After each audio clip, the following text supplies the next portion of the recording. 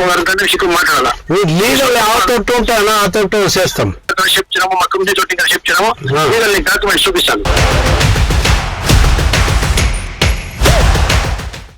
ಅಶೋಕ್ ರೆಡ್ಡಿ ಕೂಡ ನನಗೆ ಯಾರು ಅಂತ ಗೊತ್ತಿಲ್ಲ. ನಾನು ಶಿವನಾರಾಯಣ ರೆಡ್ಡಿ ಅವ್ರಿಗೆ ಗೊತ್ತಿರೋದಕ್ಕೆ ಅವ್ರು ಫೋನ್ ಮಾಡಿದೆ ಅಷ್ಟೇ. ಯಾರಿಗಾದ್ರೆ ಅವ್ರಿಗಾಗಲಿ ಡಾಕ್ಯುಮೆಂಟ್ ಯಾರಿಗಿದೆ ಅವ್ರಿಗಾಗಲಿ ಅಂತ ಹೇಳಿದೆ ನಾನು. ನಂಜುಂಡ ರೆಡ್ಡಿ ಅವರು ಸಂಬಂಧ ಆಗ್ಬೇಕು. ಯಾರು ಈಗ ಕಬ್ಜಾ ಮಾಡಿದಾರಲ್ವ ಆ ನಂಜುಂಡ ರೆಡ್ಡಿ ಅವ್ರಿಗೆ ಸಂಬಂಧ ಆಗ್ಬೇಕು. ನಾವು ವ್ಯವಸಾಯ ಮಾಡಿಕೊಂಡು ಹಸುಗಳು ಸಾಕೊಂಡು ಜೀವನ ಮಾಡ್ತಾಯಿದ್ದೀವಿ ಸ್ವಾಮಿ. ರಘುಪತಿ ರೆಡ್ಡಿ ಅವರು ನನಗೆ ಧಮಕಿ ಹಾಕಿದ್ದಾರೆ ಅಂತೇನು ಯಾರೋ ಹೇಳ್ತಾ ಇದ್ರು ಅಂತ. ಅದರಲ್ಲಿ ಧಮಕಿ ಹಾಕೋದಂತ ಏನಿದೆ ಅದರಂತೆ ಅವ್ರ ಸಂಪೂರ್ಣ ದಾಖಲೆ ಏನೇನು ಈಗ ಪ್ರಸ್ತುತ ಲಭ್ಯ ಇದೆಯೋ ಅದನ್ನು ನಾವು ಕೊಡ್ತೀವಿ. ವ್ಯವಹಾರ ಆಗಲಿ ನನ್ನ ಒಂದು ರಾಜಕೀಯ ಜೀವನದಲ್ಲಾಗಲಿ ನನ್ನ ಜೀವನದಲ್ಲಿ ಕಪ್ಪು ಚುಕ್ಕೆ ತಗೊಂಡವನಲ್ಲ. ನನ್ನ ಒಂದು ಜೀವನ ಒಂದು ತೆರೆದ ಪುಸ್ತಕ ಇದ್ದಂಗೆ. ನನ್ನದೇ ಆದ ಉದ್ಯಮ ಇದೆ. ನಾವು ನನ್ನ ಕೈಲಿ ಆದ ಜೀವನ ಮಾಡ್ಸೋಕ್ಕೆ ಒಂದು ದಾರಿ ನೋಡ್ಕೊಂಡಿದ್ದೀವಿ. ಜೀವನ ಮಾಡ್ತಾಯಿದ್ದೀವಿ ಅಷ್ಟೇ. ನಾವು 4 ಜನಕ್ಕೆ ಊಟ ಹಾಕೋಂಥವ್ರು. ನಾವು ಯಾರಿಗೂ ತೊಂದರೆ ಮಾಡೋಂಥವ್ರಲ್ಲ. ದಾಖಲಾತಿ ಇಲ್ದಿರ ಯಾರಿಗೂ ಒಬ್ರು ಸಪೋರ್ಟ್ ಮಾಡ್ತೀನಿ ಅನ್ನೋ ಅಷ್ಟು ಮೂರ್ಖ ನಾನಲ್ಲ. ನನ್ನ ಜೀವನದಲ್ಲಿ ಯಾರು ನಾನು ಧಮಕಿ ಹಾಕಿ ಜೀವನ ಮಾಡಿಲ್ಲ. ನಾನು ಯಾವ ರಿಯಲ್ ಎಸ್ಟೇಟ್ ಉದ್ಯಮಿನೂ ಅಲ್ಲ, ಬ್ರೋಕರು ಅಲ್ಲ, ಏನೂ ಅಲ್ಲ. ಈ ಚಿಕ್ಕನಕುದ್ದಿ ಜಮೀನಿಗೂ ನನಗೂ ಯಾವ ಸಂಬಂಧನೂ ಇಲ್ಲ. ರೆಕಾರ್ಡ್ಸ್ ಇದೆ, ರೆಕಾರ್ಡ್ಸ್ ಯಾರಿಗಿದೆ ಅವ್ರಿಗಾಗುತ್ತೆ. ದಿನ ಬೆಳಗ್ಗೆ ಆದರೆ ನಮ್ಮ 10 ಜನ ಬರ್ತಾರೆ. ಇರಿ ಶಿವಣ್ಣ ಸ್ವಲ್ಪ ಹ್ಯಾಂಡ್ಲ್ ಮಾಡಿ, ಅದನ್ನ ನಾನು ಹ್ಯಾಂಡ್ಲ್ ಮಾಡ್ತಾಯಿದ್ದೀನಿ, ನೋಡ್ತಾ ಇದ್ದೀನಿ ಅಂತ ಹೇಳಿದ್ದೀನಿ.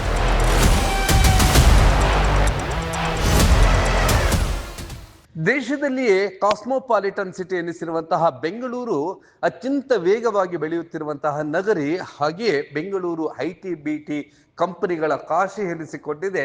ಹಾಗಾಗಿ ಬೆಂಗಳೂರು ಸುತ್ತಮುತ್ತಲಿರುವಂತಹ ಇಂಚಿಂಚು ಭೂಮಿಗೂ ಕೂಡ ಚಿನ್ನದ ಬೆಲೆ ಬಂದಿದೆ. ಅದಕ್ಕಾಗಿಯೇ ಎಲ್ಲ ಭೂಮಿಗಳ ಮೇಲೂ ಕೂಡ ಒಂದಷ್ಟು ವಿವಾದಗಳು ನಡೆಯುತ್ತಿದೆ. ಅಂತಹ ವಿವಾದಕ್ಕೆ ಇದೀಗ ಮತ್ತೊಂದು ಸೇರ್ಪಡೆಯಾಗಿದೆ. ಆನೇಕಲ್ ತಾಲೂಕಿನ ಸರ್ಜಾಪುರ ಹೋಬಳಿಯ ಚಿಕ್ಕನೆಕ್ಕುಂದಿಯ ಸರ್ವೆ ನಂಬರ್ 55/2ರಲ್ಲಿ ಆ 3 ಎಕರೆ 33 ಗುಂಟೆಗೆ ಸಂಬಂಧಿಸಿದಂತೆ ವಿವಾದ. ನಿನ್ನೆಯಷ್ಟೇ ಪತ್ರಿಕಾಗೋಷ್ಠಿಯನ್ನ ಇದರ ಮಾಲೀಕರು ಎನಿಸಿಕೊಂಡಿರುವಂತಹವರು ಪತ್ರಿಕಾಗೋಷ್ಠಿಯನ್ನ ನಡೆಸಿದ್ರು. ಈ ಸಂದರ್ಭದಲ್ಲಿ ಪತ್ರಿಕಾಗೋಷ್ಠಿಯಲ್ಲಿ ಆನೇಕಲ್ ವಿಧಾನಸಭಾ ಕ್ಷೇತ್ರದ ಹತ್ತಿಬೆಲೆಯ ಬ್ಲಾಕ್ ಕಾಂಗ್ರೆಸ್ ಅಧ್ಯಕ್ಷ ಆಗಿರುವಂತಹ ರಘುಪತಿ ರೆಡ್ಡಿರವರು ನಮಗೆ ಮೊಬೈಲ್ ಮುಖಾಂತರ ಈ ಒಂದು ಕೇಸ್ನಲ್ಲಿ ಹಿಂದಕ್ಕೆ ಸರೀರಿ, ಇದನ್ನ ನಾನು ಹ್ಯಾಂಡಲ್ ಮಾಡ್ತಾ ಇದ್ದೀನಿ ಅಂತ ಹೇಳಿದ್ರು ಅನ್ನುವಂತ ಒಂದು ವಿಚಾರವನ್ನ ಮತ್ತು ಅವರು ಮೊಬೈಲ್ನಲ್ಲಿ ಮಾತನಾಡಿದಂತ ರೆಕಾರ್ಡಿಂಗ್ ಅನ್ನ ನಿಮ್ಮ ಬ್ಲೂಮ್ ಟಿವಿಗೆ ಒದಗಿಸಿದ್ರು. ಅದನ್ನ ಯಥಾವತ್ತಾಗಿ ಅದನ್ನ ಪ್ರಸಾರ ಮಾಡಿದ್ದೆವು.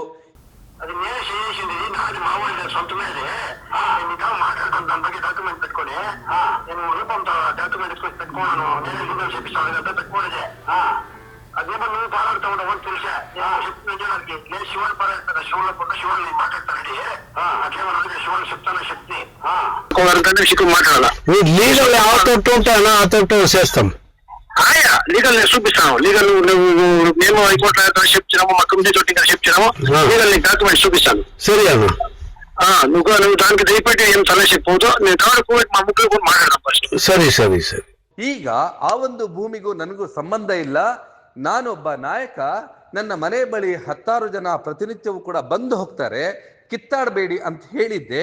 ಆ ಒಂದು ಚಿಕ್ಕನೆಕ್ಕುಂದಿಯ 55/2ರ ಭೂಮಿಗೂ ಮತ್ತು ನನಗೂ ಸಂಬಂಧ ಇಲ್ಲ. ನನ್ನ ಚರಿತ್ರೆ ಒಂದು ಕಪ್ಪು ಚುಕ್ಕೆ ಇಲ್ಲದಂತೆ ನಾನು ನನ್ನ ನಡವಳಿಕೆಯನ್ನು ರೂಢಿಸಿಕೊಂಡಿದ್ದೇನೆ. ಹಾಗೆ ಯಾವುದೇ ಕಾರಣಕ್ಕೂ ಈ ಒಂದು ವಿವಾದದಲ್ಲಿ ನನ್ನನ್ನ ಎಳೆದು ತರಬೇಡಿ ಅಂತ ಹೇಳಿ ಮತ್ತೊಮ್ಮೆ ಹಿಂದೂ ಪತ್ರಿಕಾಗೋಷ್ಠಿಯನ್ನು ನಡೆಸಿದಂತಹ ಬ್ಲಾಕ್ ಕಾಂಗ್ರೆಸ್ ಅಧ್ಯಕ್ಷ ಆಗಿರುವಂತಹ ರಘುಪತಿ ರೆಡ್ಡಿರವರು ಮಾಧ್ಯಮಗಳಿಗೆ ಸ್ಪಷ್ಟೀಕರಣವನ್ನ ನೀಡಿದರು. ಈ ಒಂದು ಸಂದರ್ಭದಲ್ಲಿ ಹಲವು ಪ್ರಶ್ನೆಗಳಿಗೂ ಕೂಡ ಉತ್ತರಿಸಿದರು. ಅದೇ ನಿನ್ನೆ ಒಂದು ಮಾಧ್ಯಮಗೋಷ್ಠಿಯಲ್ಲಿ ಅವ್ರು ಹೇಳ್ತಾರೆ, ಯಾರೋ ಮುನ್ರಾಜ್ ಅಂತ ಯಾರೋ ಒಬ್ಬರಿದ್ದಾರೆ, ನನಗೆ ಗೊತ್ತಿಲ್ಲ ಅವರು. ಅಶೋಕ್ ರೆಡ್ಡಿ ಕೂಡ ನನಗೆ ಯಾರು ಅಂತ ಗೊತ್ತಿಲ್ಲ. ನಾನು ಶಿವನಾರಾಯಣ ರೆಡ್ಡಿ ಅವ್ರಿಗೆ ಗೊತ್ತಿರೋದಕ್ಕೆ ಅವ್ರು ಫೋನ್ ಮಾಡಿದೆ ಅಷ್ಟೇ. ಅವ್ರಿಗೆ ಹೇಳಿದೆ ನಾನು, ನೋಡಪ್ಪ ಈ ಥರ ಇದೆ ಡಾಕ್ಯುಮೆಂಟ್ ಯಾರಿಗಾದ್ರೂ ಆಗಲಿ ಸಿವಿಲ್ ನ್ಯಾಯಾಲಯಕ್ಕೆ ಹೋಗ್ಬಿಡಿ, ಯಾರಿಗಾದ್ರೂ ಅವ್ರಿಗಾಗಲಿ ಡಾಕ್ಯುಮೆಂಟ್ ಯಾರಿಗಿದೆ ಅವ್ರಿಗಾಗಲಿ ಅಂತ ಹೇಳಿದೆ ನಾನು. ಯಾರಿಗೆ ನಂಜುಂಡ ರೆಡ್ಡಿ ಅವ್ರಿಗೆ ಹೇಳಿಬಿಟ್ಟು ನಾನು ಸುಮ್ಮನೆ ಆಗಿಬಿಟ್ಟು ನನಗೆ ಗೊತ್ತಿಲ್ಲ ಬಿಟ್ಟಾಗಿದೆ ಅಷ್ಟೇ. ಆಮೇಲೆ ನಿನ್ನೆ ಪತ್ರಿಕಾಗೋಷ್ಠಿಯಲ್ಲಿ ನಾನು ಕೇಳಿಸ್ಕೊಂಡೆ. ನಾನು ಮೈಸೂರಲ್ಲಿದ್ದೆ, ನಿನ್ನೆ ಕೇಳಿಸ್ಕೊಂಡೆ. ರಘುಪತಿ ರೆಡ್ಡಿ ಅವರು ನನಗೆ ಧಮಕಿ ಹಾಕಿದ್ದಾರೆ ಅಂತೇನು ಯಾರೋ ಹೇಳ್ತಾಯಿದ್ರು ಅಂತ. ಅದರಲ್ಲಿ ಧಮಕಿ ಹಾಕೋದಂತ ಏನಿದೆ, ಕರೆದು ಮಾತಾಡೋಣ, ಶಿವಣ್ಣ ಮಾತಾಡೋಣ ಅಂತ ಹೇಳಿದೆ ಹೊರತು ಧಮಕಿ ಹಾಕೋ ಪ್ರವೃತ್ತಿ ನಮ್ಮದಿಲ್ಲ.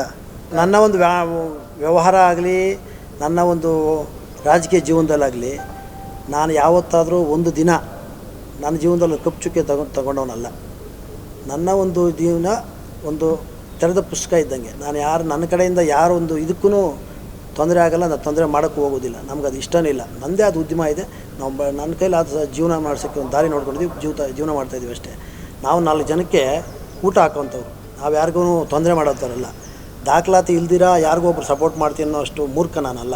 ದಾಖಲಾತಿ ಇದ್ದರೆ ಮಾತ್ರ ಮಾಡೋಣ. ಆ ದಾಖಲಾತಿನೂ ಸರಿ ಇಲ್ವಾ? ನ್ಯಾಯಾಲಯ ಇದೆ, ನ್ಯಾಯಾಲಯ ಯಾರು ತೀರ್ಪು ಕೊಡ್ತಾರೆ ಆಗಲಿ, ಅದಕ್ಕೇನು ನಮ್ಮದೇನು ಅಭ್ಯಂತರ ಇಲ್ಲ. ನಂಜುಂಡಡಿಗೆ ಆಗಲಿ ಅಂತ ನಾನು ಹೇಳ್ತಾ ಇಲ್ಲ, ಅಶೋಕ್ ರೆಡ್ಡಿಗೆ ಆಗಲಿ ಅಂತ ಹೇಳ್ತಾ ಇಲ್ಲ. ಹಾಗೆಯೇ ಆ ಒಂದು ಜಮೀನು ಈಗ ನ್ಯಾಯಾಲಯದ ಮೆಟ್ಟಿಲೇರಿದೆ, ಅಲ್ಲಿ ಇತ್ಯರ್ಥವಾಗಲಿ. ಯಾರಿಗೆ ದಾಖಲಾತಿಗಳು ಇದೆಯೋ ಅವರಿಗೆ ಆ ಒಂದು ಭೂಮಿ ಸಿಗಲಿ, ನಂದೇನು ಹೋಗ್ಬೇಕಾಗಿದೆ. ಇತ್ತ ನನಗೆ ನಂಜುಂಡರೆಡ್ಡಿ ಸನ್ ಆಫ್ ನಡಪನ್ನ ರೆಡ್ಡಿ, ಹಾಗೆಯೇ ಮತ್ತೋರ್ವ ನಂಜುಂಡರೆಡ್ಡಿ ಸನ್ ಆಫ್ ಚಿನ್ನಪ್ಪ ಅವರ ವಿವಾದ, ಅದು ನನಗೂ ಅದಕ್ಕೂ ಸಂಬಂಧ ಇಲ್ಲ ಅಂತೇಳಿ ಸ್ಪಷ್ಟೀಕರಣವನ್ನ ನೀಡಿದ್ರು. ಒಂದಷ್ಟು ವಾದ ವಿವಾದಗಳನ್ನ, ಹಾಗೆಯೇ ನನ್ನ ನಡವಳಿಕೆಯಲ್ಲಿ ಎಂದೂ ಕೂಡ ಕಪ್ಪು ಚುಕ್ಕೆಯನ್ನ, ಈ ರೀತಿಯಾದಂತಹ ಬೇನಾಮಿ ವ್ಯವಹಾರಗಳಲ್ಲಿ ನಾನು ತಲೆ ಹಾಕೋದಿಲ್ಲ ಅಂತೇಳಿ ತಿಳಿಸಿದ್ದಾರೆ. ನಂಜುಂಡರೆಡ್ಡಿ ಅವರು ಸಂಬಂಧ ಆಗ್ಬೇಕು. ಯಾರು ಈಗ ಕಬ್ಜಾ ಮಾಡಿದಾರಲ್ವ, ಆ ನಂಜುಂಡರೆಡ್ಡಿ ಅವ್ರಿಗೆ ಸಂಬಂಧ ಆಗಬೇಕು. ಯಾಕೆ? ರಘುಪತಿ ರೆಡ್ಡಿಗೆ. ಸೊ ಇದಕ್ಕಿಂತ ಮುಂಚೆ ಏನಾಯಿತು ಅಂದರೆ, ಅಶೋಕ್ ಅವರು ನನ್ನ ಜಮೀನು ಈ ಥರ ಆಗಿಬಿಟ್ಟಿದೆ, ಏನು ಮಾಡೋದು ಅಂತ ನನ್ನ ಹತ್ರ ಬಂದರು. ನನ್ನ ಹತ್ರ ಬಂದಾಗ ನಾನು ವಿಶೇಷವಾಗಿ ನನಗೆ ಗೊತ್ತಿರೋಷ್ಟು ಮಟ್ಟಿಗೆ ಓಡಾಡಿ ನೋಡದೆ ಆಗಲಿಲ್ಲ. ಆಮೇಲೆ ಸಾಮಾಜಿಕ ಹೋರಾಟಗಾರರಾದ ರಮೇಶ್ ಮತ್ತು ವೇಣು ಅವ್ರ ಹತ್ರ ಈ ಥರ ಆಗಿಬಿಟ್ಟಿದೆ ಅಂದರು. ನಮಗೆ ಸಂಪೂರ್ಣವಾದ ದಾಖಲೆ ತಂದುಕೊಟ್ರೆ ಮಾತ್ರ ನಾವು ನೋಡ್ತೀವಿ ಅಂದರು. ಅದರಂತೆ ಅವ್ರಿಗೆ ಸಂಪೂರ್ಣ ದಾಖಲೆ ಏನೇನು ಈಗ ಪ್ರಸ್ತುತ ಲಭ್ಯ ಇದೆಯೋ ಅದನ್ನು ಅವ್ರು ಕೊಟ್ವಿ. ಆಮೇಲೆ ಇದು ನ್ಯಾಯಯುತವಾಗಿದೆ, ಸರಿ ಹೋರಾಟ ಮಾಡೋಣ ಅಂಥೇಳಿ ರಮೇಶು ಮತ್ತು ವೇಣುಭಾಯಿ ಅವರು. ರಘುಪತಿ ರೆಡ್ಡಿ ಅವರು ನಿಮ್ಗೆ ಯಾವಾಗ ಕಾಲ್ ಮಾಡಿದ್ರು, ಏನು ಹೇಳಿದ್ರು?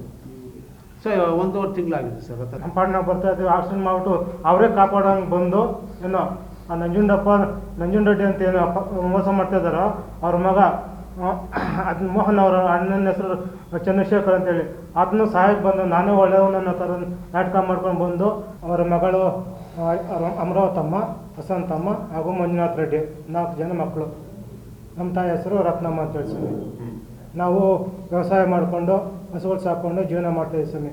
ಅಲ್ಲ, ಈಗಲೂ ಆ ಜಮೀನಲ್ಲಿ ನಾವೇ ಇದ್ದೀವಿ ಸ್ವಾಮಿ, ಈಗಲೂ ನಾವೇ ಇದ್ದೀವಿ ಸ್ವಾಮಿ. ಒಟ್ಟು ಜಮೀನಲ್ಲಿ ಇದ್ದೀವಿ ಸ್ವಾಮಿ. ನಮಗೆ ಭಾಗ 25 ಗುಂಟೆ ನಮ್ಮ ಚಿಕ್ಕಮ್ಮನವ್ರು ಏನು ಕೊಟ್ಟಿದ್ದಾರೋ ಅವರು ದೂರದಲ್ಲಿರೋದನ್ನ ನಮ್ಮನ್ನೇ ನೋಡ್ಕೊಳ್ಳೋಕೆ ಹೇಳ್ಬಿಟ್ಟು ಅವರು BTM ನೆಟ್ವಲ್ಲಿ ಇದ್ದಾರೆ ಸ್ವಾಮಿ. ನನ್ನ ಜೀವನದಲ್ಲಿ ಯಾರು ನಾನು ಧಮಕಿ ಹಾಕಿ ಜೀವನ ಮಾಡಿಲ್ಲ.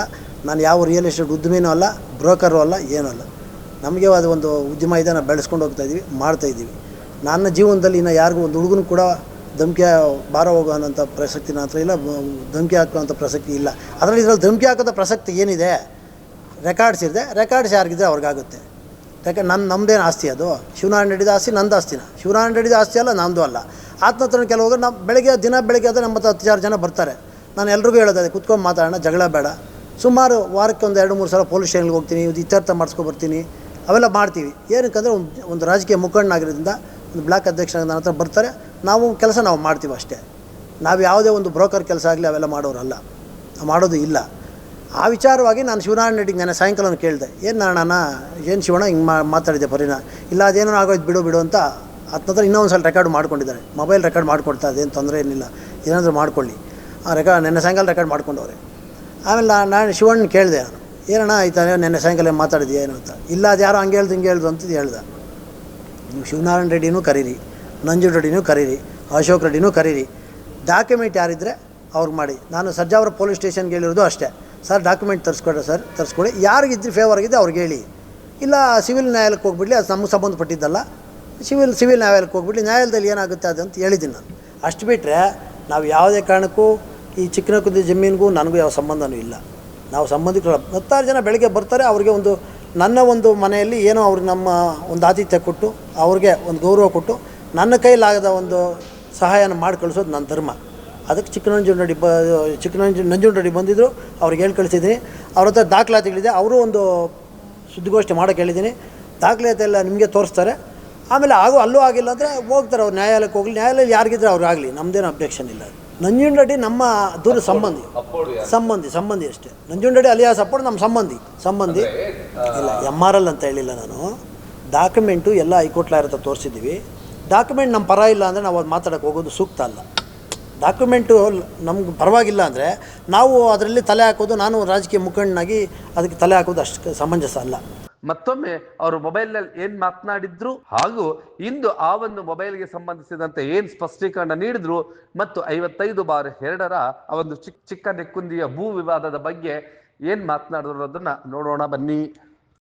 అది నేనే చేసింది నాది మా వాళ్ళ సొంతమే అది. నేను ఇంకా మాట్లాడుతాను దాని ಬಗ್ಗೆ డాక్యుమెంట్ పెట్టుకొని నేను రూపంత డాక్యుమెంట్ తీసుకొని పెట్టుకున్నాను. నేనే లీగల్ చేపిస్తాను కదా పెట్టుకోలేదే. ನಾನು ಮಾತಾಡಿದ ಆಡಿಯೋ ನೀವು ಕೇಳಿದ್ದೀರಾ? ನಾನು ಡಾಕ್ಯುಮೆಂಟ್ ನೋಡ್ತಾ ಇದ್ದೀನಿ ಅಂತ ಇದೆ. ನಾನು ಇವಾಗ ಹೇಳ್ತಾ ಇದ್ದೀನಲ್ಲ, ನಾನೇ ಫಸ್ಟ್ ಹೇಳ್ತಾ ಇದ್ದೀನಲ್ಲ, ವಾಯ್ಸ್ ನಂದೆ, ನಾನೇ ಮಾತಾಡಿರೋದು. ಎಲ್ಮಾರ್ ಬಾಕಿ ನಾನು ಹೇಳ್ತೀನಿ ಕೇಳಿ. ಡಾಕ್ಯುಮೆಂಟ್ ಚೆಕ್ ಮಾಡಿದ್ದೀನಿ, ಡಾಕ್ಯುಮೆಂಟ್ ಫೇವರ್ ಆಗಿದೆ ಇರಿ. ಅಲ್ಲ ನಾನು ಇವಾಗ ಹೇಳ್ತಾ ಇದ್ದೀನಲ್ಲಪ್ಪ, ನಿಮ್ಮ ಮುಂಚೆನೇ ಹೇಳ್ತಾ ಇದ್ದೀನಲ್ಲ, ದಾಖಲಾತಿ ಪರಿಶೀಲನೆ ಮಾಡ್ದಿರಾ? ಇಲ್ಲಪ್ಪ, ಹೋಗ್ಬೇಡಿ ಅಂತ ಹೇಳಿಲ್ಲ. ಇರಪ್ಪ ಆಯ್ತಿರಿ ಒಂದು ನಿಮಿಷ. ಶಿವಣ್ಣವ್ರ ಪರಿಚಯ ಆಗಿದ್ದರಿಂದ ಇರಿ ಶಿವಣ್ಣ ಸ್ವಲ್ಪ ಹ್ಯಾಂಡಲ್ ಮಾಡಿ, ಅದನ್ನ ನಾನು ಹ್ಯಾಂಡಲ್ ಮಾಡ್ತಾ ಇದ್ದೀನಿ, ನೋಡ್ತಾ ಇದ್ದೀನಿ ಅಂತ ಹೇಳಿದ್ದೀನಿ. ಇವಾಗ ಹೇಳ್ತಾ ಇದ್ದೀನಲ್ಲ, ಅಲ್ಲಪ್ಪ ಸಂಬಂಧಿಕರಾಗಿದ್ದರಿಂದ ಹೇಳ್ತಾ ಇದ್ದೀನಿ ಅಷ್ಟೇ. ಪರಿಚಯ ಆಗಿರೋದು ನಾವು ಹೇಳ್ತಾ ಇದ್ದೀವಿ, ಅದೇ ತಪ್ಪೇನಲ್ವಲ್ಲ. ಆಯ್ತಪ್ಪ, ಅದು ತಪ್ಪೇನಲ್ವಲ್ಲ. ಆಯ್ತು, ಇವಾಗ ಶಿವಣ್ಣನ ಅದು ನೋಡ್ತಾ ಇದ್ದೀನಿ ಡಾಕ್ಯುಮೆಂಟು ಅಲ್ಲಪ್ಪ. ನಂಜುಂಡರೆಡ್ಡಿ ಅವ್ರು ನಮ್ಮ ಸಂಬಂಧಿಗಳಾಗಿರೋದ್ರಿಂದ ಡಾಕ್ಯುಮೆಂಟ್ ಚೆಕ್ ಮಾಡೋದು ನನ್ನ ಧರ್ಮ. ಅವರು ಏನೋ ಮಾಡಿಕೊಡಿ ಅಂತಂದ್ರೆ ನಾವು ಹೆಂಗೆ ಮಾಡ್ಕೊಡೋಕ್ಕಾಗುತ್ತೆ? ಡಾಕ್ಯುಮೆಂಟ್ ಚೆಕ್ ಮಾಡಿದ್ರೆ ನಾವು ಹೇಳೋಕ್ಕಾಗಲ್ವಲ್ಲ. ಇವಾಗ ನಾನು ಹೇಳ್ತಾ ಇದ್ದೀನಲ್ಲ, ಡಾಕ್ಯುಮೆಂಟ್ ನಾನೇ ತರಿಸಿ ಚೆಕ್ ಮಾಡ್ತಾ ಇರ್ಬೋದೇನಪ್ಪ, ಖಾತೆ ಇರ್ಬೋದು. ಆ ಡಾಕ್ಯುಮೆಂಟ್ ಇವಾಗ ನಾನು ಹೇಳ್ತಾ ಇದ್ದೀನಿ, ಡಾಕ್ಯುಮೆಂಟ್ ಇದ್ದರೆ ಅಧಿಕಾರಿಗಳು ಮಾಡಿಲ್ಲ, ರಿಜೆಕ್ಟ್ ಮಾಡಲಿ, ಅದಕ್ಕೇನದೆ ರಿಜೆಕ್ಟ್ ಮಾಡಲಿ ಬಿಡಿ, ನಮ್ದೇನು ಅಬ್ಜೆಕ್ಷನ್ ಇಲ್ವಲ್ಲ. ಅಲ್ಲಪ್ಪ, ಆಡಿಯೋದಲ್ಲಿ ಹೇಳಿದ್ದು ಇವಾಗ ಹೇಳ್ತಾ ಇದ್ದೀನಲ್ಲಪ್ಪ, ದಾಖಲಾತಿ ನನ್ನ ಹತ್ರ ಬಂದರೆ ನೋಡಿದ್ರೆ ನೋಡಿದ್ರೆ ನಾನು ಸಪೋರ್ಟ್ ಮಾಡ್ತೀನಿ ಬೇಕಾಗುತ್ತಾ? ಹಾಂ, ಅದಲ್ಲ ಸಂಬಂಧ ಬೇರೆ, ದಾಖಲಾತಿ ಬೇರೆ. ದಾಖಲಾತಿ ಇಲ್ದ್ರೆ ನಾವು ಸಪೋರ್ಟ್ ಮಾಡೋಕ್ಕಾಗಲ್ವಲ್ಲ. ಅದೊಂದು ಬಾಕಿ ಇದೆ ಅಂತ ಹೇಳ್ತೀರ ನೀವು, ಅದು ನಿಮ್ ಗಮನಕ್ಕಿದೆ, ನೀವು ಅದು ಹೇಳಿರೋದನ್ನ ಅಷ್ಟೇ ಸರ್. ಹೌದು. ಅವರು ಏನು ಮಾಡಿದ್ದಾರೆ ಅಂದರೆ, ನನ್ನ ಒಂದು ವ್ಯವಹಾರ ಆಗಲಿ, ನನ್ನ ಒಂದು ರಾಜಕೀಯ ಜೀವನದಲ್ಲಾಗಲಿ, ನಾನು ಯಾವತ್ತಾದರೂ ಒಂದು ದಿನ ನನ್ನ ಜೀವನದಲ್ಲಿ ಕಪ್ಪು ಚುಕ್ಕೆ ತಗೊಂಡವನಲ್ಲ. ನನ್ನ ಒಂದು ಜೀವನ ಒಂದು ತೆರೆದ ಪುಸ್ತಕ ಇದ್ದಂಗೆ. ನಾನು ನನ್ನ ಕಡೆಯಿಂದ ಯಾರೊಂದು ಇದಕ್ಕೂ ತೊಂದರೆ ಆಗಲ್ಲ, ನಾನು ತೊಂದರೆ ಮಾಡೋಕ್ಕೂ ಹೋಗೋದಿಲ್ಲ. ನಮ್ಗೆ ಅದು ಇಷ್ಟನೇ ಇಲ್ಲ. ನನ್ನದೇ ಆದ ಉದ್ಯಮ ಇದೆ, ನಾವು ನನ್ನ ಕೈಲಿ ಅದು ಜೀವನ ಮಾಡಿಸೋಕ್ಕೆ ಒಂದು ದಾರಿ ನೋಡ್ಕೊಂಡಿದ್ದೀವಿ, ಜೀವನ ಮಾಡ್ತಾಯಿದ್ದೀವಿ ಅಷ್ಟೇ. ನಾವು 4 ಜನಕ್ಕೆ ಊಟ ಹಾಕೋಂಥವ್ರು, ನಾವು ಯಾರಿಗೂ ತೊಂದರೆ ಮಾಡೋಂಥವ್ರಲ್ಲ. ದಾಖಲಾತಿ ಇಲ್ದಿರ ಯಾರಿಗೂ ಒಬ್ರು ಸಪೋರ್ಟ್ ಮಾಡ್ತೀನಿ ಅನ್ನೋ ಅಷ್ಟು ಮೂರ್ಖ ನಾನಲ್ಲ. ದಾಖಲಾತಿ ಇದ್ದರೆ ಮಾತ್ರ ಮಾಡೋಣ. ಆ ದಾಖಲಾತಿನೂ ಸರಿ ಇಲ್ವಾ? ನ್ಯಾಯಾಲಯ ಇದೆ, ನ್ಯಾಯಾಲಯ ಯಾರು ತೀರ್ಪು ಕೊಡ್ತಾರೆ ಆಗಲಿ, ಅದಕ್ಕೇನು ನಮ್ಮದೇನು ಅಭ್ಯಂತರ ಇಲ್ಲ. ನಂಜುಂಡರೆಡ್ಡಿಗೆ ಆಗಲಿ ಅಂತ ನಾನು ಹೇಳ್ತಾ ಇಲ್ಲ, ಅಶೋಕ್ ರೆಡ್ಡಿಗೆ ಆಗಲಿ ಅಂತ ಹೇಳ್ತಾ ಇಲ್ಲ. ಇವಾಗ ಸಂಪಿಗೆ ನಾಗರಾಜ್ ಅಂತ ಯಾರನ್ನೇ ನನಗೆ ಗೊತ್ತಿಲ್ಲ. ಅಶೋಕ್ ರೆಡ್ಡಿ ಮುಖ ನಾನು ಇದುವರೆಗೂ ನೋಡಿಲ್ಲ. ನಾವು ಶಿವನಾರಾಯಣ ರೆಡ್ಡಿ ಅವರು ಗೊತ್ತಿರೋದ್ರಿಂದ ಅವ್ರು ಫೋನ್ ಮಾಡಿ ಹೇಳಿದೆ. ನಾನು ಫೋನ್ ಮಾಡಿದೆ ಅಂತ ಹೇಳಿದ್ದೇನಲ್ಲ. ಆಮೇಲೆ ಅವ್ರು ಇನ್ನೊಬ್ರು ಯಾರು ಹೇಳ್ತಾಯಿದ್ರು, ಅದಕ್ಕೆ ಮುಂಚೆ ಧಮಕಿ ಹಾಕಿದ್ದಲ್ಲ, ರೆಕಾರ್ಡಿಂಗ್ ಆಗಿಲ್ಲ ಅಂತ. ಆವತ್ತಿನ ದಿನ ಕಾಲ್ ರೆಕಾರ್ಡ್ ತೊಗೊಂಡ್ರೆ ನಾನು ಎಷ್ಟು ನಿಮಿಷ ಎಷ್ಟು ಸೆಕೆಂಡ್ ಮಾತಾಡಿದ್ದೀನಿ ಗೊತ್ತಾಗುತ್ತೆ ತಾನೆ. ಅದಕ್ಕೆ ಮುಂಚೆ ಏನಾದರೂ ಮಾತ್ರ 1 ನಿಮಿಷ ಮಾತಾಡ್ತಿದ್ರು, ಅದರಲ್ಲಿ ಡಾಕ್ಯುಮೆಂಟ್ ಇರ್ತಾನೆ, ತೋರಿಸ್ಲಿ. ನಾನು ಬೇಕಾದ್ರೆ ಅವ್ರು ಹೇಳಿದ್ಕೆ ಒಪ್ಕೊಳ್ತೀನಿ. ನಮ್ಗೆ ಅಂಥದ್ದು ಏನಿದೆ, ಧಮಕಿ ಹಾಕೋಂಥದ್ದು ಏನಿದೆ, ಕುತ್ಕೊಂಡು ಮಾತಾಡೋಣ ಅಂತ ಹೇಳಿದ್ದೀನಿ ಅಷ್ಟೇ. ಯಾಕೆಂತಂದರೆ ಊರಲ್ಲಿ ಒಬ್ರಿಗೊಬ್ರು ಎದುರು ಮನೆ ಇರೋರು ಕಿತ್ಲಾಡ್ತಾರೆ, ನಮ್ಮವ್ರಿಗೂ ಬರುತ್ತೆ ಸಮಸ್ಯೆಗಳು ಅಂದ್ಬಿಟ್ಟು ಕುತ್ಕೊಂಡು ಮಾತಾಡೋಣ ಅಂತ ಶಿವನಾರಾಯಣ ರೆಡ್ಡಿಗೆ ಹೇಳಿದ್ದೀನಿ ಅಷ್ಟೇ. ಅದು ಶಿವನಾರಾಯಣ ರೆಡ್ಡಿ ನನಗೆ ಗೊತ್ತಿರೋದ್ರಿಂದ. ಜಮೀನಿಗೂ ಅವ್ರ ಸಂಬಂಧ ಇಲ್ಲ, ಜಮೀನು ಅವ್ರು ಲಪ್ಟಾಯಿಸೋಂಥದ್ದು ಅವ್ರಿಗೂ ಸಂಬಂಧ ಇಲ್ಲ ಅಂತ ಹೇಳಿದ್ದಾರೆ. ಯಾರು? ನಾನು ಹೇಳ್ದೆ ಡಾಕ್ಯುಮೆಂಟ್, ನಾನು ಇವಾಗ ಹೇಳ್ತಾ ಇದ್ದೀನಲ್ಲ, ಡಾಕ್ಯುಮೆಂಟ್ ಯಾವ್ರಿಗಿದ್ರೆ ಅವ್ರಿಗಾಗಲಿ ಡಾಕ್ಯುಮೆಂಟ್ ತರಿಸಿ ಅಂತ ಹೇಳಿದ್ದೀನಲ್ಲ. ನಾನು ಹೇಳ್ತಾ ಇದ್ದೀನಿ, ಇವಾಗ ಹೇಳ್ತಾ ಇದ್ದೀನಲ್ಲ. ಗೊಂದಲ ಇಲ್ಲಿ ಕೇಳಿ, ಗೊಂದಲ ಅನ್ನೋದೇ ಇಲ್ಲ ಇದರಲ್ಲಿ. ಡಾಕ್ಯುಮೆಂಟ್ ಯಾರಿಗಿದ್ರೆ ಅಶೋಕ್ ರೆಡ್ಡಿಗಾಗಲಿ ಡಾಕ್ಯುಮೆಂಟ್ ಅಶೋಕ್ ರೆಡ್ಡಿಗಾಗಲಿ ನಂಜುಂಡರೆಡ್ಡಿಗಾಗಲಿ, ನಮಗೂ ಆಗಲಿ ಶಿವನಾರಾಯಣ ರೆಡ್ಡಿಗಾಗಲಿ ಆಸ್ತಿ ಬರಲ್ಲ. ಅರ್ಥ ಆಯ್ತಾ? ಇಲ್ಲಿ ಕೇಳಪ್ಪ, ನಾವು ಫೋನ್ ಮಾಡಿದ್ದು ಅದಕ್ಕಲ್ಲ, ಟ್ರ್ಯಾಕ್ಟರ್ನ ಉಳಕ್ಕೆ ಹೋಗಿದ್ರಂತೆ, ಕಿತ್ಲಾಡ್ತಾ ಇದ್ರಂತೆ. ನೋಡಿ ಸರ್, ಅದು ಸ್ವಲ್ಪ ಡಾಕ್ಯುಮೆಂಟ್ ಯಾರಿಗಿದೆ ಅವ್ರಿಗೆ ಅನುಕೂಲ ಮಾಡಿಕೊಡಿ ಅಂತ ಹೇಳಿದ್ವಿ. ಇವಾಗ ಇದರಲ್ಲಿ ಇದೆ, ನನ್ನ ರೆಕಾರ್ಡ್ ಇದೆ ಅದರಲ್ಲಿ. ಎಂಥ ಪೊಲೀಸ್ ಸ್ಟೇಷನ್ಗೆ ಯಾರು ಹೇಳ್ಬೇಕಂದ್ರು ಡಾಕ್ಯುಮೆಂಟ್ ಚೆಕ್ ಮಾಡಿ ಸಹಕಾರ ಕೊಡಿ ಅಂತ ಹೇಳ್ತಾರೆ ಅವ್ರದ್ದು. ಡಾಕ್ಯುಮೆಂಟ್ ಇಲ್ದಿರೋರಿಗೆ ಯಾರು ಮಾಡಿ ಅಂತ ಹೇಳಲ್ಲ. ನಾನು ಇವಾಗೂ ಪತ್ರಿಕಾಗೋಷ್ಠಿಯಲ್ಲಿ ಅದೇ ಹೇಳ್ತಾ ಇರೋದು, ಅವ್ರಿಗೆ ಡಾಕ್ಯುಮೆಂಟ್ ಯಾರಿಗಿದೆ ಅವ್ರಿಗೆ ಆಗಲಿ ಆಸ್ತಿ. ಯಾರಿಗೆ ಇನ್ನೇನು ಅವ್ರಲ್ಲಿ ಅವರು 100 ವರ್ಷ ಅವ್ರು ನಂಬ್ತಾರೆ, ಇವರು ನಮ್ಮದು ಅಂತಾರೆ. ಯಾರು ಪಿತ್ರಾರ್ಜಿತ ಆಸ್ತಿ ಅದು. ಅರ್ಥ ಆಯ್ತಾ? ಇಲ್ಲಿ ಕೇಳಿ ಒಂದು ನಿಮಿಷ, ನಾವೇ ಹೇಳ್ತೀವಿ ಕೇಳಿ. ಆನೇಕಲ್ ಸ್ಟೇಷನ್ ನಲ್ಲಿ ಅವರು FIRಗೆ ದೂರನ್ನ ಕೊಟ್ಟರು, ಪಿಟಿಷನ್ ಕೊಟ್ಟರು ಕೂಡ FIR ಆಗಲ್ಲ, NCR ಆಗಲ್ಲ. ನನಗೆ ಗೊತ್ತಿಲ್ಲ, ನನಗೆ ಆ ವಿಚಾರ ಗೊತ್ತಿಲ್ಲ. ಬಟ್ ಪತ್ರಿಕಾಗೋಷ್ಠಿಯಲ್ಲಿ ಹೇಳಿರೋಂಥದ್ದನ್ನ ಆಸ್ ಇಟ್ ಇಸ್ ಟೆಲಿಕಾಸ್ಟ್ ಮಾಡಿದ್ದೀವಿ. ಅದ್ರ ಬಗ್ಗೆ ಏನು ಗೊತ್ತಿಲ್ಲ. ನನ್ನ ವಿಚಾರ ಸಂಖ್ಯೆ ನಾಗರಾಜ್ ಅಂತ ನನಗೆ ಗೊತ್ತೇ ಇಲ್ಲ. ನನಗೆ ಎಷ್ಟು ಬೇಕೋ ಅಷ್ಟೇ ಹೇಳ್ತಾ ಇದ್ದೀನಿ ಅಷ್ಟೇ. ನನಗೆ ಬೇರೆ ವಿಚಾರ ನನಗೆ ಬೇಕಾಗಿಲ್ಲ. ನಂದು ಎಷ್ಟು ಬೇಕೋ ಅಷ್ಟೇ ಹೇಳ್ತಾ ಇದ್ದೀನಿ. ನನಗೆ ಬೇರೆ ವಿಚಾರಗಳು ಗೊತ್ತಿಲ್ಲ. ನನಗೆ ಬೇಕಾಗಿರೋದು ಆ ಆಸ್ತಿಗೆ ಸಂಬಂಧಪಟ್ಟ ದಾಖಲೆ ಇದ್ದರೆ ಯಾರಿಗಿದೆ ಅವ್ರು ಮಾಡಲಿ. ನ್ಯಾಯಾಲಯ ಇದೆ, ನಾವು ಇಲ್ಲೆಲ್ಲೂ ನ್ಯಾಯ ಸಿಕ್ಕಿಲ್ಲ ಅಂದರೆ ಎಲ್ಲೋಗುತ್ತೆ? ನ್ಯಾಯಾಲಯ ಇದೆ, ಸಿವಿಲ್ ನ್ಯಾಯಾಲಯ ಇದೆ, ಹೈಕೋರ್ಟ್ ಇದೆ, ಸುಪ್ರೀಂ ಕೋರ್ಟ್ ಇದೆ. ಏನೋ ಒಂದು ತೀರ್ಮಾನ ಆಗುತ್ತಲ್ವ, ಅಲ್ಲೇ ಹೋಗಲಿ. ಇವಾಗ ಅವ್ರ ಡಾಕ್ಯುಮೆಂಟ್ ಅನ್ಯಾಯ ಆಗಿದೆ ತಾನೆ, ಅಫೀಷಿಯಲ್ ಹತ್ರ ಕೋರ್ಟ್ಗೆ ಹೋಗಲಿ. ಅದ್ರ ನಡುವೆ ನೀವು ಫೋನ್ ಮಾಡಿದ್ದೀರಲ್ಲ, ನಾನು ಯಾರು ಫೋನ್ ಮಾಡಬೇಕು? ಯಾರು ಶಿವನಾರಾಯಣ ರೆಡ್ಡಿ ಕುತ್ಕೊಂಡು ತೀರ್ಮಾನ ಮಾಡಿ ಅಂತ ಹೇಳಿದ್ದೀನಿ ಅಷ್ಟೇ. ನಾವೇನು ಹೋಗ್ಬೇಡ್ರಿ ನ್ಯಾಯಾಲಯಕ್ಕೆ ಅಂತ ಹೇಳಿಲ್ವಲ್ಲ. ನ್ಯಾಯಾಲಯ ಆಲ್ರೆಡಿ ಮೊಕದ್ದಮೆ ಇದೆಯಲ್ಲ, ಇವಾಗ ಖಾತೆ ಹಾಕ್ತಾರೆ. MR ಆದ ತಕ್ಷಣ ಎಲ್ಲ ಆಗುತ್ತೆ. ಹಳೆ ರೆಕಾರ್ಡ್ ಇರುತ್ತಲ್ಲ, ಕೋರ್ಟ್ಗೆ ಹೋಗ್ಬೋದಲ್ಲ, ಅದೇನು ಎಲ್ಲೂ ಹೋಗಲ್ವಲ್ಲ ಸರ್. ಇವಾಗ ಟ್ರಾನ್ಸಾಕ್ಷನ್ ಅವ್ರ ಹೆಸರಲ್ಲೇ ಇದೆ, ಅವ್ರ ಹೆಸರಲ್ಲೇ ಇದೆ, ಯಾರು ನಂಜುಂಡರೆಡ್ಡಿ ಹೆಸರಲ್ಲೇ ಇದೆ, ಅವ್ರ ತಾತನ ಹೆಸರಲ್ಲೇ ಇದೆ, ಇನ್ನೆಲ್ಲೂ ಹೋಗಿಲ್ಲ. ನಂಜುಂಡರೆಡ್ಡಿ ಅವ್ರ ತಾತನ ಹೆಸರಲ್ಲೇ ಇದೆ ಜಮೀನು ನಂಜುಂಡರೆಡ್ಡಿ ತಾತನ ಹೆಸರಲ್ಲಿದ್ದಕ್ಕೆ ಶುದ್ಧ ಕ್ರಯ ಆಗಿರೋದು. ಶುದ್ಧ ಕ್ರಯ ಹೆಂಗಾಗುತ್ತೆ? ಇದು ಗಿಫ್ಟೆಡ್ ಹೆಂಗಾಗುತ್ತೆ? ಡಾಕ್ಯುಮೆಂಟ್ ಇಲ್ದ್ರೆ ಗಿಫ್ಟೆಡ್ ಆಗುತ್ತಾ? ನೀವು ಹೇಳಿ. ಡಾಕ್ಯುಮೆಂಟ್ ಇಲ್ದ್ರೆ ಅದು ಸಬ್ ರಿಜಿಸ್ಟ್ರಲ್ಲಿ ಗಿಫ್ಟೆಡ್ ಆಗುತ್ತಾ? ಹಾಗಾದ್ರೆ ಯಾರೋ ಆಸ್ತಿ ಯಾರು ಗಿಫ್ಟೆಡ್ ಮಾಡ್ಬೋದಾ? ಇಲ್ಲ ಮಂಜು ಅವ್ರು ಒಂದು ಹೇಳ್ತೀನಿ ಕೇಳಿ, ಯಾವುದೋ ಡಾಕ್ಯುಮೆಂಟು ನೀವು ಗಿಫ್ಟೆಡ್ ಮಾಡ್ಬೋದಾ? ನಂಜುಂಡರೆಡ್ಡಿ ಗಿಫ್ಟೆಡ್ ಮಾಡ್ಬೇಕಂದ್ರೆ ಇಲ್ಲಿ ನಂಜುಂಡರೆಡ್ಡಿ ಗಿಫ್ಟೆಡ್ ಮಾಡ್ಬೇಕಂದ್ರೆ ಡಾಕ್ಯುಮೆಂಟ್ ಇಲ್ದಿರ ಮಾಡ್ತಾರ? ಹೌದು. ರಿಲೀಸ್ ಡೇಟ್ ಯಾವುದು? ರಿಲೀಸ್ ಡೇಟ್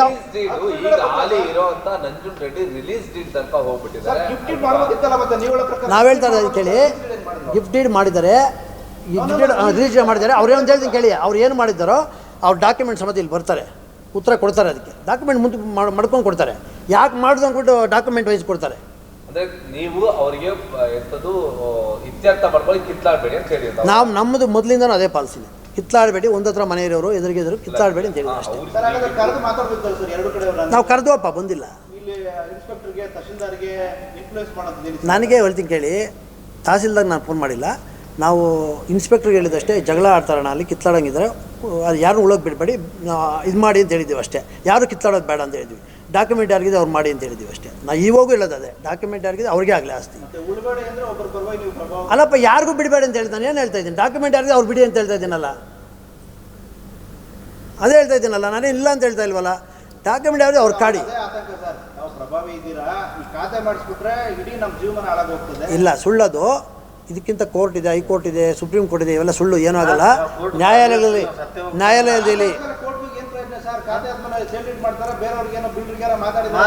ಅವೆಲ್ಲ ಸುಳ್ಳು, ಅವೆಲ್ಲ ಸುಳ್ಳದು. ಆಯ್ತು, ಅವ್ರು ಹೇಳಿದ್ದೆಲ್ಲ ನಿಜ ಅಂದ್ಬಿಟ್ಟು ಒಪ್ಕೊಳಕ್ಕೆ ನಾವೇನಿದ? ಅವ್ರು ಏನಾದರೂ ಹೇಳ್ತಾರೆ, ಹಂಗಂದು ಒಪ್ಕೊಬಿಡೋಕ್ಕಾಗತ್ತಾ? ಆರೋಪ ಮಾಡೋಕ್ಕೇನು ಆರೋಪ ಯಾರ ಮೇಲಾದರೂ ಮಾಡ್ಕೊಂಡು ಹೋಗ್ಬೋದು. ಅದು ಸತ್ಯಾಸತ್ಯತೆ ಬೇಕಲ್ಲ ಅದರಲ್ಲಿ. ಆರೋಪ ಮಾಡೋಕ್ಕೆ ಯಾರ ಮೇಲೆ ಮಾಡೋದು? ನಾನು ನಿಮ್ಮ ಮೇಲೆ ಮಾಡ್ಬೋದು ಆರೋಪ ಮಾಡೋಕ್ಕೆ. ಸತ್ಯತೆ ಇರಬೇಕಲ್ಲ, ಆತ್ಮಸಾಕ್ಷಿ ಅನ್ನೋದೊಂದು ಇರಬೇಕಲ್ವಾ? ನೀವು ಈ ಕೂಡ ಎಲ್ಲ ನಮ್ಮ ಚಾನಲ್ಗೆ ಸಬ್ಸ್ಕ್ರೈಬ್ ಆಗಿಲ್ಲ ಅಂದರೆ ಸಬ್ಸ್ಕ್ರೈಬ್ ಬಟನನ್ನು ಕ್ಲಿಕ್ ಮಾಡಿ, ಪಕ್ಕದಲ್ಲಿರೋ ಬೆಲ್ ಐಕನನ್ನು ಕ್ಲಿಕ್ ಮಾಡಿ. ನಾವು ಅಪ್ಲೋಡ್ ಮಾಡುವಂತಹ ವೀಡಿಯೋಸ್ ನಿಮಗೆ ನೋಟಿಫಿಕೇಶನ್ ಬರುತ್ತೆ.